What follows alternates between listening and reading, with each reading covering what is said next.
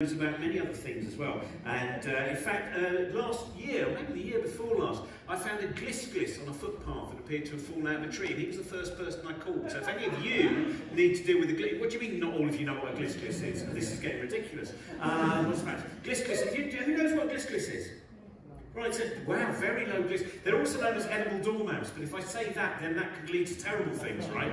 They are, oh look, he can probably tell you actually, but they are. Anyway, so, and also what I love about it is that some of the things that I find out, like this year is the 40th anniversary of the Hedgehog Society as well. And there's something very beautiful, again, about the fact that when we very often look at the world, and when we see the world as it is kind of filtered through to us via social media and news media, much of it can seem very, very negative. And you can see sometimes the terrible barbarism of human beings. But on the other side, you know, I was watching what is going on in the world at the moment, and just that kind of, you know, that depression that will undoubtedly shadow you and haunt you. But then I read about the fact that cattle grids have become specially designed to have a hedgehog bridge across them so that hedgehogs don't fall down into the cattle grid.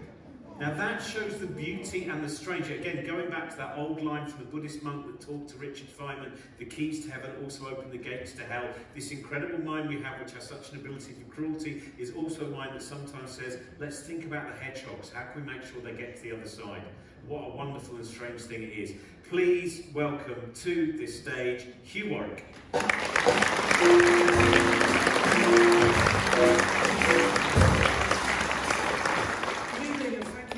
And thank you so much to Robin and Trent for banning inflatable pigs. Those of you here in December will realise why I didn't quite make it onto the stage, because I was waiting just there when they shut the show down due to inflatable pigs. Anyway, welcome to a discussion about the unexplored revolutionary potential of hedgehogs, something which I'm sure many of you have been considering and probably immediately will have thought about this guy.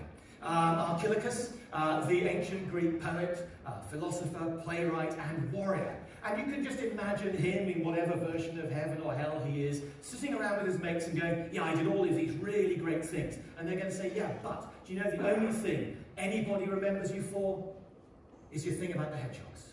And he's the one who's famous for the aphorism, the fox knows many things, the hedgehog knows just one good thing. And this is based around the idea that foxes and hedgehogs have got a perpetual sort of fight. The fox is trying all sorts of clever stratagems to get inside the hedgehog. The hedgehog, when it's confronted by a threat, obviously it frowns. The first thing it does is frown, brings its spines forward over its face. I was doing a one-show thing with Ryland recently, and I mentioned this to hedgehogs. And I mentioned this to hedgehogs, to Ryland. I said, look, we've got...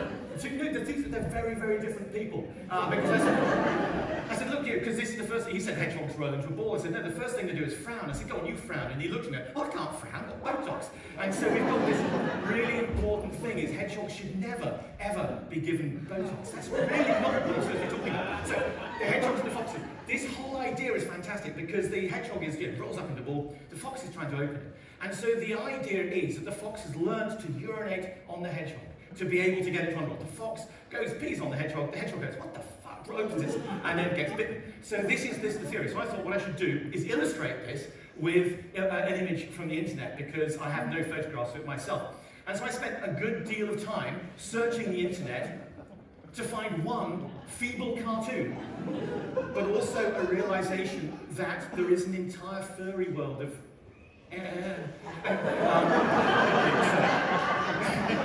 safe searching is important. It's difficult to safe search when you're looking off for this sort of subject. So, but this is the thing, I'm so sure, absolutely sure that this is true, that these things happen, that the hedgehogs are urinated on by the foxes bite the hedgehogs. And I've had this before, when you actually know something is absolutely true, and then you search on the internet, and then you find a moment of sinking horror when you think possibly it's not right. I had this a while ago. I was trying to earn some money.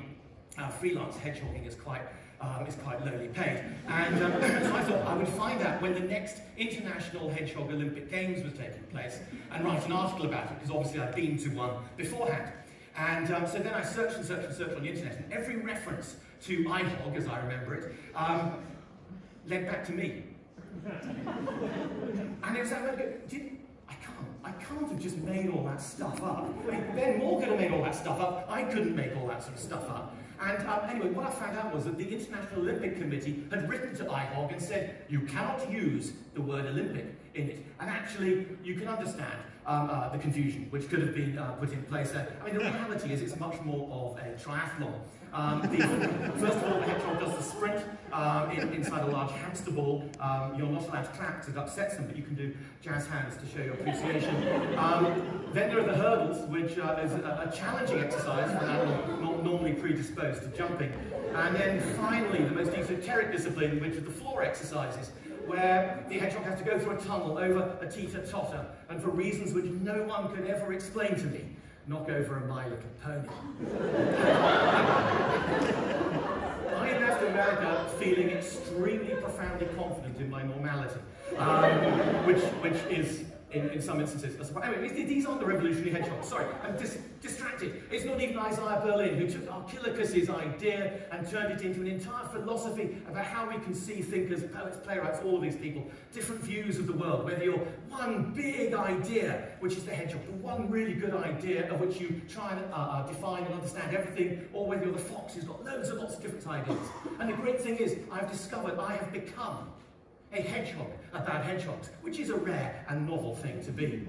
It's not even Arthur. Arthur Schopenhauer, in 1851, he wrote, as I'm sure you're well aware, the fantastic description of the hedgehog's dilemma, in which he was describing human relationships. Two hedgehogs want to be close to each other. As soon as they get too close to each other, they hurt each other. So they separate, and then they're suffering the pain of loneliness. And so they try and get back together again. And the miserable bastard thought this was how human relationships really work. Maybe if it used a hedgehog or something to maybe comb his hair better. But not even Schopenhauer. We're not even talking about the revolutionary hedgehogs on the streets of Kyiv right now, fantastic barricades against the tanks. No, the revolution I see coming from hedgehogs is coming from a possibly different, unexpected source.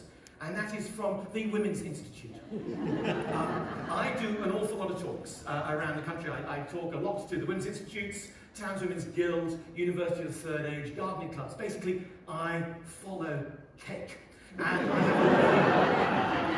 have a really simple set of needs, small amount of money, plus cake. And I did a talk, my wife drove me here, she's up in the balcony, and it's a thank you very much for this, because I've just had 3 hernias fixed, hence the reason I'm wearing pyjamas. This isn't just, isn't he funny, he's wearing silly trousers, I'm wearing pyjamas. It's the only sort of, those of you who know, you'll know.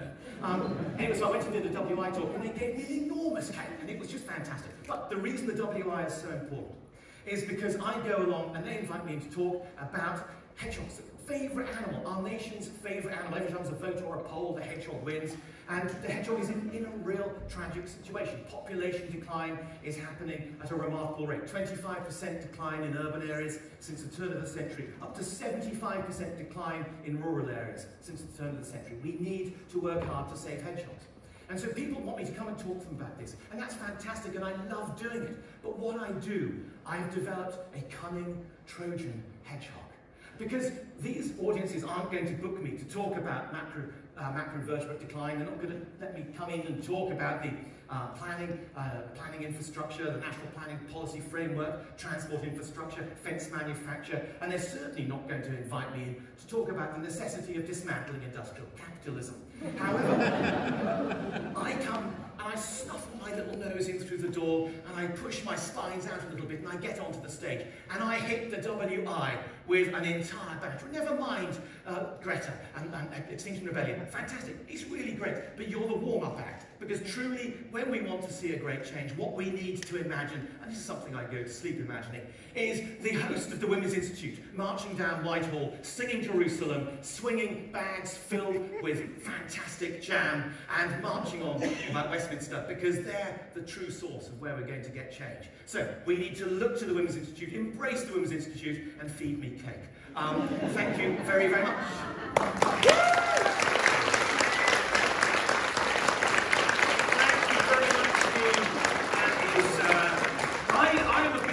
I mentioned Battenberg before, but also one of my favourite cakes was I did Just a Minute a couple of times, and on Radio 4, and the first time I did it I was so annoyed because I was doing really well. I got like 40 seconds into the first subject, and Paul Merton looked really, really angry, and then just when I got to a certain point, my brain got overly confident. I got to a point where I needed to mention a sitcom. I thought, well, that fits in with the narrative that I'm making up, and the sitcom that of course I came up with was A Low and Low. So Paul Merton was very happy at that, and then the next time